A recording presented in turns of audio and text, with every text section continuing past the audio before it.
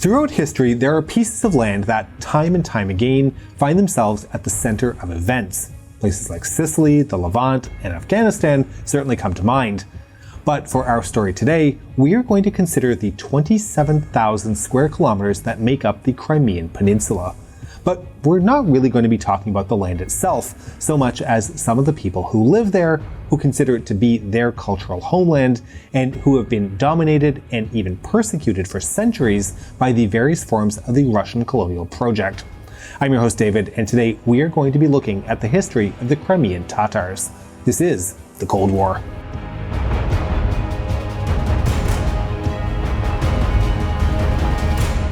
Maintaining the perfect beard used to be a challenge, which is why I am so thrilled to be partnering with the sponsor of this episode, Manscaped.com, the global men's lifestyle brand that's disrupting the beard market. Manscaped is trusted by more than 10 million men worldwide, so I know that the new Beard Hedger Pro Kit is the perfect tool to help keep my beard looking perfect, and it's so easy. Thanks to the zoom wheel, I can easily choose between 20 different cutting lengths without having to change any pesky clip-on guard attachments. And I know that while my beard is growing, my skin and beard hair are being looked after by Manscaped's dermatologist-tested beard oil infused with sweet almond, sunflower seed, and jojoba seed oil. You can also keep your beard soft and smelling fantastic when you use Manscaped's beard shampoo and conditioner. Order the Beard Hedger Pro Kit and get a free accessory pack that includes a beard brush, beard comb, and scissors. Go to manscaped.com today and get 20% off and free shipping when you use our promo code at checkout. That's 20% off plus free international shipping at manscaped.com. Growing a magnificent beard is possible thanks to the help from Manscaped Beard Hedger Pro Kit. Thanks, Manscaped. The history of Crimea stretches back thousands of years, home at various times to the Scythians, the Sarmatians, the Goths, the Huns, and the Kipchak. The arrival of the Mongols saw an amalgamation with the Kipchak populations, and after their conversion to Islam, the group that emerged has become known as the Tatars. With the recession of the Mongol Empire, various independent khanates remained, including the Crimean Khanate, which aligned itself to its Turkic Muslim compatriots in the Ottoman Empire across the Black Sea from Crimea. This alignment was more than just cross-cultural, however, as it was also seen as a protection from the growing strength of Russia to the north. As Ottoman power peaked and began to fade, Russian ambition saw a series of wars fought between the two empires as Russia expanded southwards. By 1783, Catherine the Great had conquered Crimea and brought its Tatar inhabitants under Russian rule. Now, the Tatar people who lived there were not a homogeneous group, being broadly divided into two communities: the Nogai, who lived on the steppelands of the north portion of Crimea, and the Tats, who lived in the south of Crimea, in the mountains and along the coast. The common bond between the Tatars in Crimea at the time of the Russian conquest was their shared religion, Hanafi Sunni, as there was no common Tatar language, with over 20 different dialects being spoken across the peninsula. In the Muslim tradition, unused land could be freely brought into use by farmers, while ownership over forests, springs, communal wells, fountains, and wild pastures was prevented, as these belonged to the Ummah, the whole community. With the Russian conquest, Russian landlords and administrators began to move into the peninsula and lay claim to Tatar land. These new landowners came to expect the Tatars to have the same relationship to the land as Russian serfs did, as in being tied to it. This was a situation that did not sit well with the Tatar population. This began a process of migration from the land in Crimea to parts of the Ottoman Empire, seen as their religious brethren. Following the 1792 signature of the Treaty of Jassy between the Ottomans and the Russians, which confirmed Russian hegemony over Crimea, approximately one-third of the 300,000 Nogai left Crimea for the Ottoman Empire, often the Dobruja region of present-day Romania and Bulgaria. This migration was made simpler for many as there was no deep identity attached to the land. At the time, a significant part of the Tatar identity was in their religion, but not necessarily just in its spiritual function, but rather as a cultural touchstone as well. It acted as the moral, judicial, cultural, and societal framework for everyday life. The mullahs held great influence in the community. The arrival of Russian settlers in positions of influence and power, including of the Orthodox Church, was seen as a threat to the place of Islam in the community, and the practice of hijra, the duty to leave territory conquered by non-Muslims in order to preserve the faith, drove some of this migration. This process continued through the first half of the 19th century, with a slow Russification process occurring across what was otherwise a backwater of the Russian Empire. In the early 1850s, however, the peninsula was thrust into the forefront with the outbreak of the Crimean War. The Russians, fearing that the Tatars would collude with their ethnic and religious cousins, the Ottomans, proposed deporting the Tatar population from Crimea, but the plan went nowhere due to a lack of logistical capacity. Instead, Cossack units were deployed to patrol, monitor, and guard the Tatar community. The Cossacks took the opportunity to pillage and loot the people that they had been tasked to protect. This did drive many Tatar to tacitly support the Western Allies, to the point that perhaps as many as 20,000 Tatars were evacuated with the Allies at the end of the war. While the Empire used this as a reason to censure the entire population as being traitors, the assessment from Russians who participated in the war itself was that the accusations were insufficient to censure an entire people. But rumors often have more power than truth, and it was widely believed that the Tatar community was responsible for the Russians' loss of the war. In 1860, the Russian Empire began a military campaign against the Circassians, which involved the forced expulsion of this Muslim population from their homeland in the North Caucasus. This series of actions fueled rumors in Crimea that a similar expulsion was being planned for the Tatars there, sparking a further mass migration to parts of the Ottoman Empire. Estimates show that as many as 300,000 Tatars, mostly Nogai, left in 1860, something that the Russian authorities were initially in no rush to stop. That was until the economic impacts began to show themselves. The lack of laborers meant a significant drop in productivity, which meant a substantial drop in tax revenue for the Russian landowners.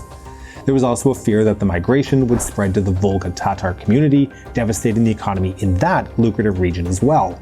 In response, the Russian authorities put a halt on the issuance of travel passports for the Tatar community. The impact of this wave of migration was that in Tarede province, as many as 200,000 of the 300,000 Nogai Tatars had left. This left the Tat community in the south of Crimea as the largest Tatar group. The migration also left the entire Tatar community as a minority in Crimea, outnumbered by the incoming Slavs, who were taking over the land left behind by the migrating Tatars. Within 2 years of the migration, Russian language and culture had taken over across the peninsula as the primary mode of interaction. So, at this point, it's important to keep in mind that Tatar cultural identity still centered itself around religion, with the Tatars being part of the wider Dar-es-Islam, the Muslim world. This was instead of identifying themselves as a people from a specific region, with links to specific land. This is what made migration at this point an easier prospect. The concept of nationhood, of a fatherland with its ties to specific territory, did not yet exist within the Tatar community in Crimea. But this was about to begin to change with the emergence of men like Ismail Gasprinsky, also known as Ismail Gasparali. Gasprinsky was the son of a Tatar bey who received his education in Voronezh and in Moscow, and then traveled extensively across Europe, during which he became convinced that the role of conservative Islam in Tatar society was holding back its development. Only by changing the role of Islam among the Tatars could his people modernize and adapt, and therefore no longer be oppressed. Gasprinsky viewed education as a way forward and founded a series of reformist schools teaching more than just the Quran and the Hadiths, and teaching in the Tatar language instead of Arabic. These schools, called the Usul-i-Jilad, or New Method, proved to be extremely popular, and they were established across Crimea. Gasprinsky and his movement began a process of consolidating the Tatar language, seeing it as a key factor in building a national identity. It was centered on Orta Turk Tili, or Middle Turkish language. Effectively, this was Oghuz Ottoman, but without much of the Arabic, Persian, and Ottoman grammar. Gasprinsky wanted this standardization to help Crimean Tatars fit better into an emerging pan-Turkic community within the Russian Empire. This was not a political movement, however, and Gasprinsky remained a Russophile, albeit one who wanted the best for his people within the empire. This included speaking out against the migration of Tatars to the Ottoman Empire. It's at this point that we see the emergence of a Crimean Tatar nationhood tied to territory, to a fatherland. This concept, which translates into the Crimean Tatar language as vatan, itself a borrowed word from the Arabic for homeland, began to emerge. Migration was seen as being against the nation, against their countrymen, against the vatan. In the early 20th century, the fruits of Kasprinsky's labor began to appear, with calls for land reform becoming more common as the Crimean Tatar community began to become more political as their sense of national identity grew. In 1910, Abdul Rashid Mehdi spoke in the Duma, making reference to the Crimean Tatar nation. The issue of land reform took on greater prominence as Tatars looked to reclaim control over land they were recognizing as part of their heritage. This movement was led by the so-called Young Tatars, similar in spirit to the Young Turks in the Ottoman Empire. They continued the work of Kasprinsky, pushing for a greater role for education, and their influence was slowly pushing out the role of the mullahs as community leaders. By the eve of the First World War, in the words of historian Brian Glyn Williams, quote, "The victory of Tatarness over a wider sense of Turkicness had been assured amongst the Crimean Tatar inhabitants. The concept of the vatan had taken root." Now, the experience of the Crimean Tatars in the First World War was marked by distinction at the front fighting for the empire. Between 40 and 50,000 Crimean Tatars served in the Russian army, including the Crimean Cavalry Regiment. Within these Crimean units, nationalist cells were formed, matching those being formed at home. When the February Revolution occurred in 1917, these cells emerged from the underground and formed the Milifirka, the nationalist party, making public calls for an independent homeland for the Crimean Tatar people. Unsurprisingly, this was rejected by Petrograd, then the Russian capital, but this only fueled nationalist sentiment among Crimean Tatars. In late 1917, elected representatives from across the Crimean Tatar community elected representatives to form a Kurultai, a council of leaders. There, they elected Numan Chalebi Sihan as Mufti of an independent Crimean People's Republic. A constitution was created which enshrined a wide number of protections, including freedom of identity, of speech, of the press, of conscience, of dwelling, of union, of protest, and of life and work. The Constitution also gave women the full right to vote, a rarity anywhere in the world at that time. One of the central policies that Chalebi Sihan began to pursue was a move to reclaim those public lands granted under Islamic practice, the Vakif, the land that had been privatized over the previous century of Russification. The Crimean Cavalry Regiment had returned from the front and was used to maintain order, security, and control over the peninsula. It's important to point out here that the Tatar community in the peninsula at this time was only about 25% of the population, and although there was considerable support in the countryside for the Crimean People's Republic, this was not the situation in the Bolshevik-dominated port of Sevastopol, where the Tatars had little control or support. In January of 1918, approximately 3,000 Bolshevik troops, supported by machine guns, moved out of Sevastopol towards the city of Simferopol, forcing the Tatars in the city to fall back and subsequently be defeated by the superior firepower of the Bolshevik forces. In the wake of the Tatar defeat, Chalebi Sihan was captured and then executed, although likely not with the approval of the Bolshevik leadership in Petrograd. The Bolshevik rampage across the peninsula that followed the Tatar defeat at Simferopol was only stopped when the German army moved forward across southern Ukraine, cutting off Crimea at the Perekop Isthmus. The Bolsheviks retreated southwards, but were captured and subsequently killed. Jafar Sedatmet Kirimer, who had been the Minister of War and Foreign Affairs under Chalebi Sihan, returned from a brief exile in Turkey and concluded a military alliance with the Germans in order to defeat the Bolsheviks. While this had seemed like an excellent plan to maintain Crimean independence from Russia at the time it was concluded, in the end, the Germans only remained for 5 months. After the German retreat, Crimea became a key battleground of the Russian Civil War. Anton Denikin, the white general named supreme ruler after the fall of Admiral Kolchak, used Crimea as a base to stand off against the Bolsheviks. The whites, representing the imperial order, had no intention of respecting Tatar autonomy and set about persecuting the population, forcing the Tatars back underground in order to survive politically.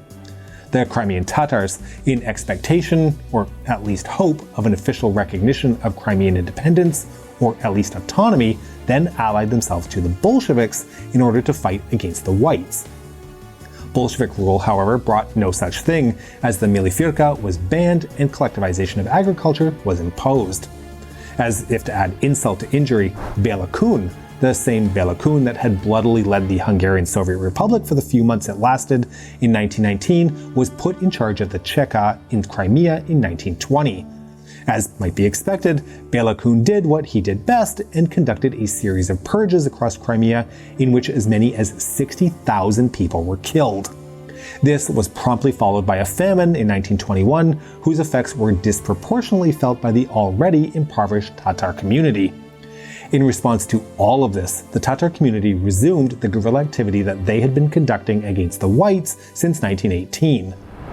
Lenin dispatched to Crimea Mirsaid Sultan Galiev, a Tatar Bolshevik and future champion of National Bolshevism.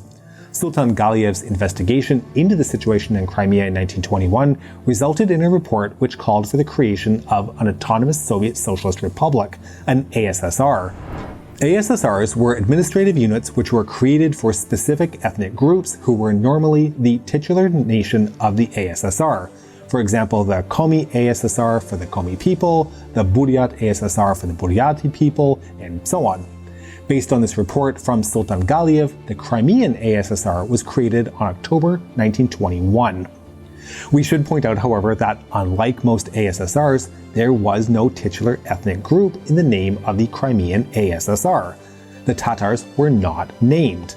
Nevertheless, they did assume, in practice anyway, the lead role in the Crimean ASSR, including most senior leadership positions. This included Veli Ibrahimov, who had been a left-wing member of the Milifirka and had participated in the 1917 Kurultai. He had joined the Bolshevik Party in 1919 and was well positioned to aid the Bolsheviks as they defeated the whites in Crimea in 1920. Ibrahimov built on the prior work of men like Kasprinsky and Chelevy-Sikhan in building the Crimean Tatar nation as a common and unified group of people with ties to a defined piece of land. So let's explore that a little. Using the early Soviet policy of Korenizatsiya, that's a policy of nativization or indigenization, a topic we explored in an earlier video on the Russification of the Soviet Union, Ibrahimov, as both chairman of the Crimean Central Committee and chairman of the Crimean Council of People's Commissars, rolled out programs designed to build and solidify the identity of the Crimean Tatars.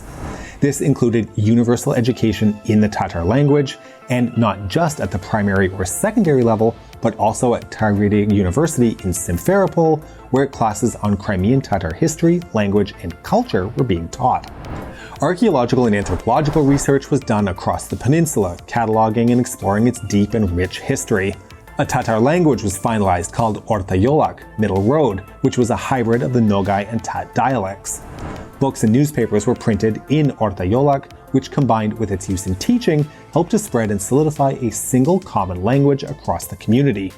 Ironically, it's likely that the Bolsheviks and the Soviet Union did more to help create and solidify a single Crimean Tatar identity than any other group or individual.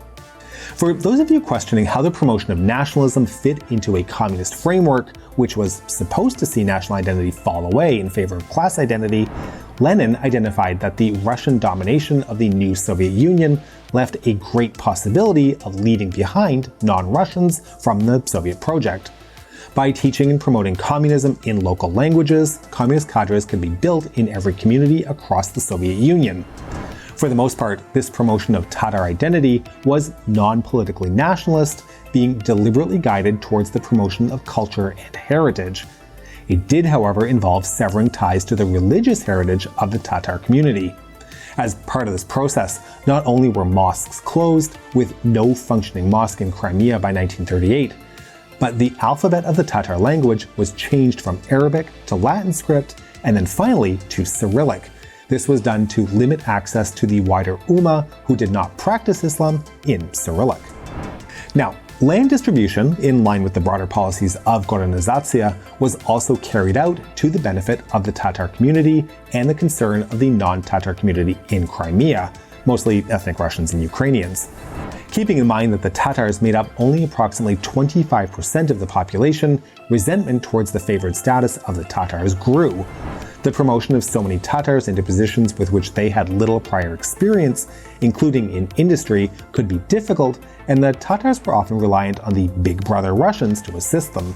This could lead to situations where the Russians looked down on the Tatars as being backwards or uncivilized due to their unfamiliarity with modern industry and administration. Ibrahimov, who believed in both communism and the development of a national identity for the Tatar people, began to develop plans to bring the Crimean Tatar diaspora home. This included an amnesty and then providing funding to assist in the repatriation of the tens to hundreds of thousands of Tatars who had fled to Ottoman lands over the preceding decades. This plan, by the way, wasn't unique to the Crimean Tatar community, as similar plans were developed in both Circassia and in Armenia. Ibrahimov's plan was to resettle these returning people on the steppe of northern Crimea, the ancestral lands of the Nogai who had fled. By this point in the late 1920s, however, Ibrahimov was beginning to run into a challenge. Lenin, the champion of Korenizatsiya, was dead, and Stalin, no fan of nationalism, was solidifying his authoritarian grip. Ibrahimov's plan to settle the northern steppe ran against Stalin's plan to settle up to 400,000 Jews on that same territory. Ibrahimov, possibly underestimating just what Stalin was capable of, began to preemptively resettle Tat groups from the south of Crimea onto that land, while at the same time underreporting to Moscow the amount of available land on the steppe. The interpretation of the actions in Moscow was that Ibrahimov was not only promoting kulaks, but that he was primarily a nationalist. Ibrahimov was arrested and subsequently executed in May of 1928. The first part of the 1920s was decisive for the Crimean Tatar community. They held, for perhaps the first time, a defined piece of land on which they held ancestral ties, the vatan, with a shared language and a cultural life.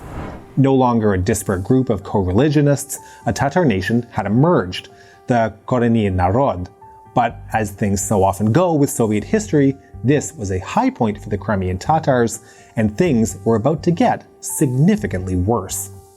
Stalin viewed the nationalist movements like that of the Tatars as an existential threat to the Soviet Union. And to be honest, in hindsight, the collapse of the USSR in 1991 suggested that he was not entirely wrong, as nationalism would serve as one of the key forces that resulted in its collapse. Stalin, recognizing the threat posed by independent nationalist movements, moved to control nationalist feelings and, if necessary, repress any nationalist dissent. After the execution of Ibrahimov, a purge of the Tatar intelligentsia and leadership took place, claiming the lives of approximately 3,500 people. This mini-purge was followed in the 1930s by a wider series of exiles, where 30,000 to 40,000 Crimean Tatars were sent to Siberia in order to facilitate the collectivization process in the ASSR. As you would expect, these actions solidly turned the opinions of the Crimean Tatar community against Moscow. It's important to point out here that this persecution was not guided against the Tatars specifically because they were Tatar, but rather as part of wider efforts at anchoring communist agrarian practice. Tatar culture was still being promoted, and the propiska, the internal passport, still listed Tatar as the community's ethnicity. While the resettlement plans for diasporic Tatars were cancelled, so too was Stalin's idea of the resettlement of the Soviet Jews to Crimea. They got a Jewish homeland in Birobidzhan instead. But the settlement of the Crimean steppe continued, with mostly ethnic Russians and Ukrainians moving to the peninsula, ensuring the Tatars remained a minority in the land they considered their fatherland. The German invasion in the summer of 1941 sparked a series of events which proved disastrous for the Crimean Tatars. To start, in the weeks after the attack, approximately 20,000 Tatars were called up for service in the Red Army, about 10% of the total Tatar population. Many of these soldiers were subsequently captured and made POWs in the disastrous surrenders that befell the Red Army through the summer and fall of 1941. By October, the Nazi war machine had captured and occupied Crimea, not only capturing more prisoners, but giving them a strategic anchor in the Black Sea. Importantly, Berlin was hoping to court the support of Turkey to enter the war on the side of the Axis. So when influential members of the Tatar diaspora in Turkey convinced Ankara to approach the Germans asking for the release of Tatar POWs, Berlin was willing to listen. These POWs, facing near certain death in the subhuman conditions of the camps, and likely feeling little love with the Soviet Union, were enrolled into Wehrmacht labor battalions. While they were technically volunteers, the choice they faced was between the near certain death of remaining a POW or the chance to live serving in a Nazi labor battalion. In Crimea itself, another complicated situation existed. The invading Germans, initially at least, seemed to be treating the Tatar community on kinder terms than the Soviet authorities had been in the 1930s. And when combined with the favorable memories the Tatars had of the German army in 1918, many welcomed the Nazis as liberators from the hated Soviet Union. Some Tatars signed up to serve in police battalions to help maintain security in the face of growing partisan movement fighting the occupation. Now, this support was not at all universal, and the second largest ethnic group represented amongst Soviet partisan groups in Crimea were the Tatars. Support for the Germans then evaporated as Tatars were forcibly deported to the west to work as Ostarbeiters in the German war economy. As more and more Tatars joined Soviet partisan movements, the Germans retaliated, further fueling anti-German feelings and creating a negative feedback loop. The German occupation lasted until May 1944, when Red Army advances in Ukraine cut off the Germans on the peninsula who were using Sevastopol to evacuate west. In a bloody assault that claimed the lives of thousands, the Red Army attacked and liberated the city from German control, declaring the German occupation over on May 12th. The estimated 20,000 active Tatar collaborators had already been evacuated with the retreating Axis. While this was occurring, the fate of the Crimean Tatars was being sealed in Moscow. Despite some local defense of the Tatar community stressing their role in the partisan movement, most of the calls were for some form of revenge against them. On May 10th, Beria sent Stalin a telegram calling for the permanent exile of the Crimean Tatars for collective punishment for collaboration with the enemy. There are strong suggestions that the decision to deport the Tatars at the top level was less about revenge and more about the Soviets positioning themselves for future actions against Turkey. With Turkey's long history as a traditional enemy of Russia, its pro-German-ish leaning during the war, and its close cultural ties to certain ethnic groups within the Soviet Empire, Stalin viewed Turkey with suspicion. There was also a tentative plan for the potential future conquest of Turkey, and Crimea's key strategic position made its security of vital importance. Deportations of other ethnic groups in the Soviet South had already begun, including the Volga Germans, the Karachay, the Kalmyks, the Chechen, the Ingush, and the Balkar. Now was the turn of the Crimean Tatars. On May 18, a day known to the Tatar people as Karagun, the Dark Day, NKVD troops across Crimea moved against the population. Given less than an hour to collect any personal belongings, they were forcibly moved to rail stations where, over the course of the 2 weeks that followed, they were transported via sealed cattle cars from their homes eastward and into exile. Between 187,000 and 191,000 Crimean Tatars were deported, with 151,604 being sent to Uzbekistan, 8,597 to the Udmurt and Mari ASSRs, approximately 10,000 people going to Molotov Oblast, now Perm Oblast, and 11,000 men being sent to work in the coal mines of Moscow and Tula Oblasts. Estimates indicate that as many as 8,000 people died while in transit. Now, we should break down some of the demographics as to who these so-called traitors being deported actually were. Of the 151,529 people deported to Uzbekistan, 68,287 were children, 55,684 were women, and 27,558 were men, mostly elderly or invalids. It was only after the war ended and the Red Army began to demobilize that most of the Tatar men, tens of thousands of whom served as soldiers during the war, were branded as traitors and subsequently deported to the east as they removed their uniforms.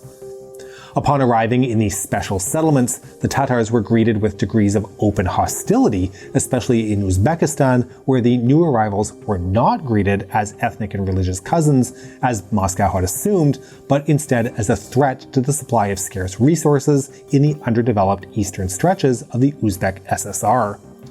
By most accounts, it took several years for the populations to soften their attitudes and begin to accept the Tatars into the local communities. The Tatar special settlements were most often former barracks or even just mud huts, and they were under guard by NKVD, MVD, KGB troops. As traitors to the state, they were denied any rights as Soviet citizens. They were forced to work in factories or on farms, often adjacent to their living quarters, and they were tied to those jobs and residences, unable to leave. Their ethnicity prevented them from being able to gain any necessary propiska to live anywhere else. Living conditions in Central Asia were radically different from Crimea, drier but much harsher, especially in the winter, with different nutrition available. In the years following the deportation, many Tatars, especially the elderly and the young, died from the tough climatic conditions, including exposure to disease. A census conducted within the Tatar community indicated that up to 46% of the Crimean Tatar nation had died as a result of the deportations and the resettlement process. Revisions by outside parties to the census data have brought that number down to a more likely figure of about 30%, but it is not uncommon, even today, to hear the 46% number being referred to, as it quickly took root as given fact in the narrative told of the Surgun, the Exile. This continued after the Great Patriotic War, and then Stalin died. With the rise of Khrushchev to power and the subsequent thaw that accompanied the process of de-Stalinization, many of the ethnic groups who had been sent into permanent exile were rehabilitated and allowed to return to their ancestral homelands. However, three groups were not afforded this privilege: the Volga Germans, the Meskhetian Turks, and the Crimean Tatars. The reasoning behind these three exceptions is not clearly defined. However, the most likely factor was that the homelands of each of these three groups had become quite prosperous, either from rich agricultural yields or, as in Crimea, as a tourist and holiday playground for the Soviet state. There was no desire to have hundreds of thousands of returnees disrupting that prosperity. So, what was happening in Crimea after the expulsion? Well, the Soviet authorities set about a systematic and comprehensive process of de-Tatarization. Tatar language publications like school textbooks were burned, mosques and cemeteries were either physically destroyed or repurposed for other uses, and villages and topographical names were changed. For example, Akhmeset became Chernomorsky, Bahas-Cherasai became Pushkinsky, and Karasu Bazar became Belogorsk, and so on. The population of deported Tatars was quickly replaced by ethnic Russians and Ukrainians, who often moved directly into the unoccupied Tatar homes, assuming possession of the goods the Tatars had been forced to leave behind. It's estimated that as much as 90% of the Slavic population of Crimea moved to the peninsula in the period after the Tatar deportation. In 1945, the Crimean ASSR was formally downgraded to be an oblast of the RSFSR. In 1954, as we looked at in a previous episode of the Cold War, the oblast was transferred by Khrushchev to be under the administrative control of the Ukraine SSR. It was in this period that the peninsula began to be transformed into a resort area, accessible as a vacation destination for Soviet citizens from across the Union. Domestically, for those who asked, the Tatar community was described as both primitive and as having no ties to the land. Internationally, at least in the West, few had even heard of the Crimean Tatars, and fewer still of the permanent exile that they had been sent into. The first public confirmations of the events of 1944 took until the mid-1960s to leak out, and even then, no real details were available until after the collapse of the USSR in 1991. For the Tatars in exile, however, there was a deep desire to maintain their identity and the memory of the vatan, the fatherland. While it had been expected by the Soviet authorities that the Tatars would be assimilated into Uzbek society, given the common ancestral links between the two groups, this just didn't happen. The Tatars, generally more Russified than their Uzbeks, were able to maintain their own separate identities, and statistically, they were one of the most insular groups in the Soviet Union when it came to marriages, with an endogamy rate of almost 91%. The Soviet authorities, especially by the time of the thaw, did allow enough cultural freedom to let the Tatar language survive, although they would not allow the right of return to the Tatars. Culturally, the family unit was the main point of transference, with the common narratives of trauma and loss playing a central role alongside the narrative of the eventual return to the vatan. For those interested in how these narratives manifested themselves, the work of the poet Lilia Bujurova is an excellent place to begin that journey. By the mid-1960s, with the Tatars now largely settled in their places of exile, a return to the homeland movement began to take shape, a movement that helped to solidify and give direction to the Tatar community, who were spread out across a wide geographic area. This dissident group, originally established in 1957, has the distinction of being one of the longest operating dissident groups in Soviet history, lasting until 1989.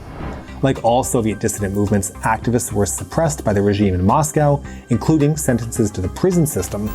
In 1966, during the 23rd Party Congress, a petition signed by 120,000 Crimean Tatars was delivered asking for rehabilitation and repatriation.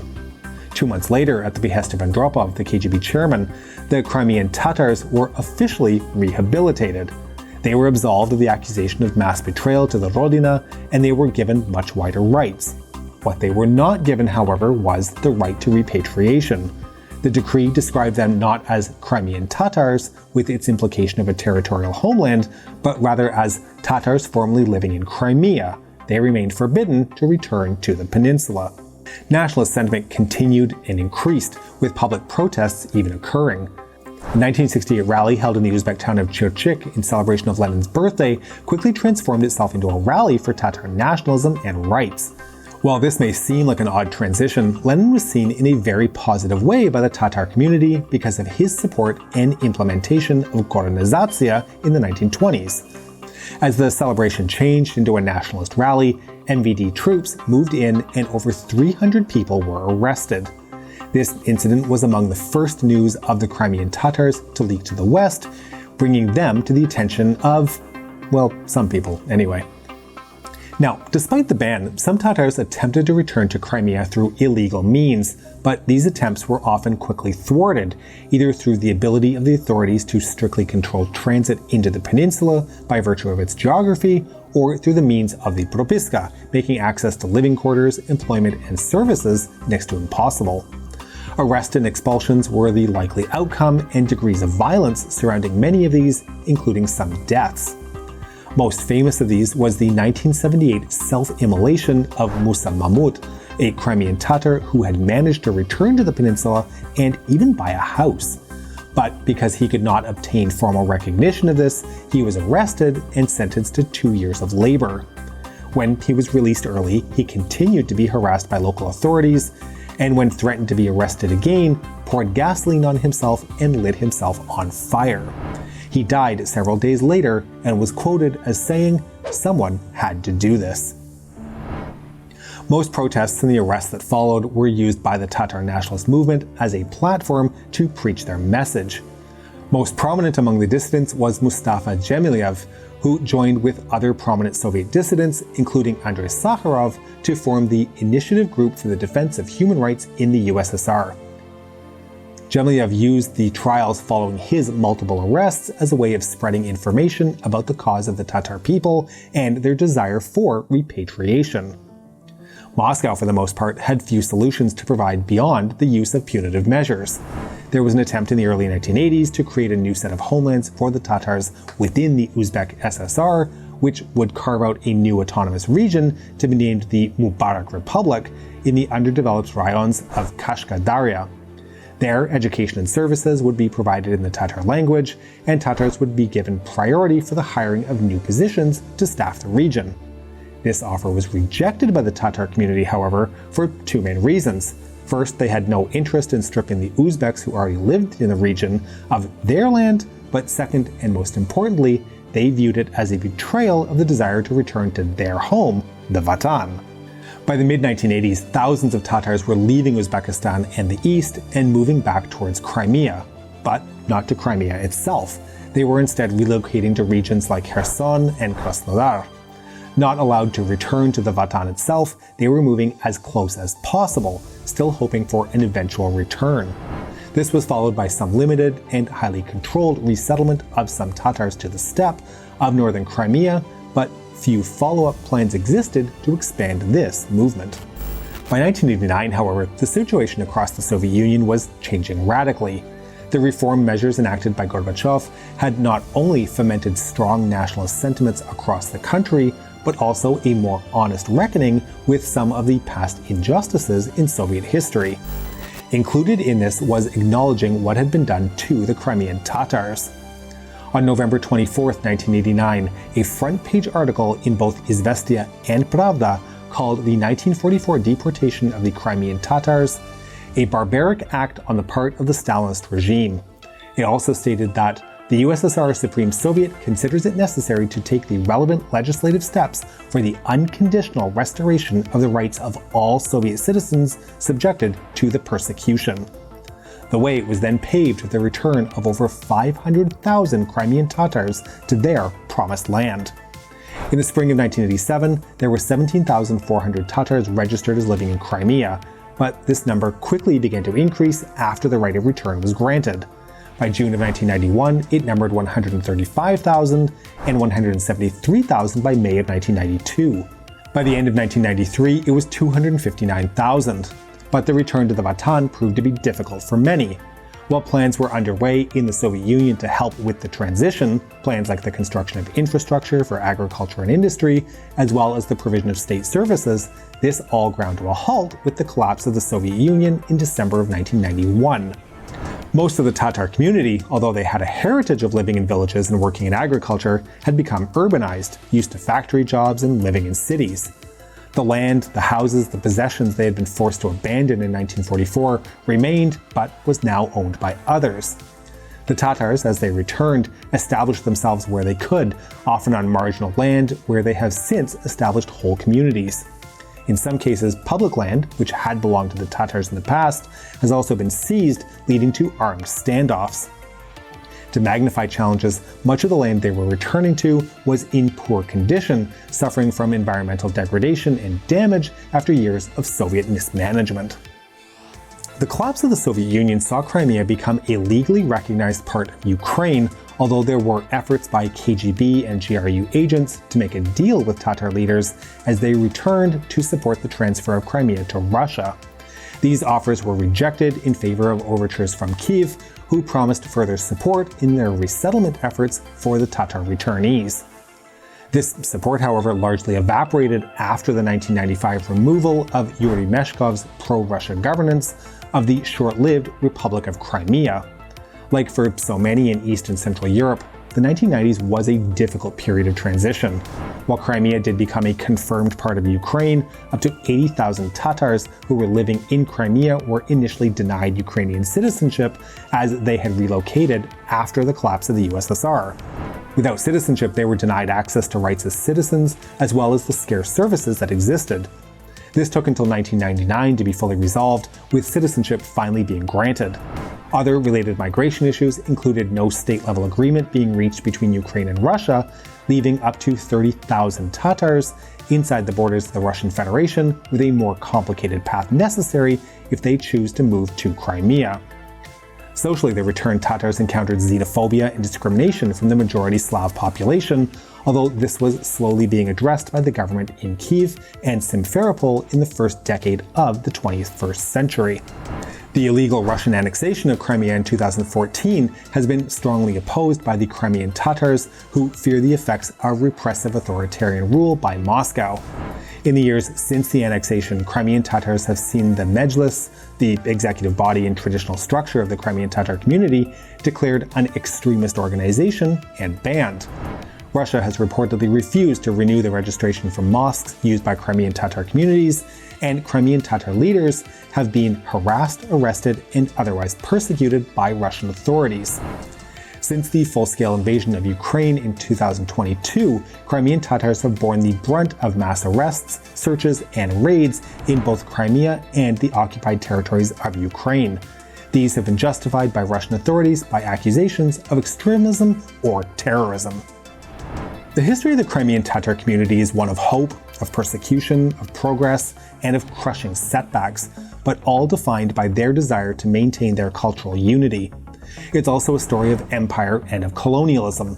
Since the emergence of a unique and defined Crimean Tatar identity in the second half of the 19th century, the Crimean Tatars have fought, struggled, and died to preserve their culture and their heritage in the face of the seemingly ever-present threat posed by St. Petersburg and then Moscow.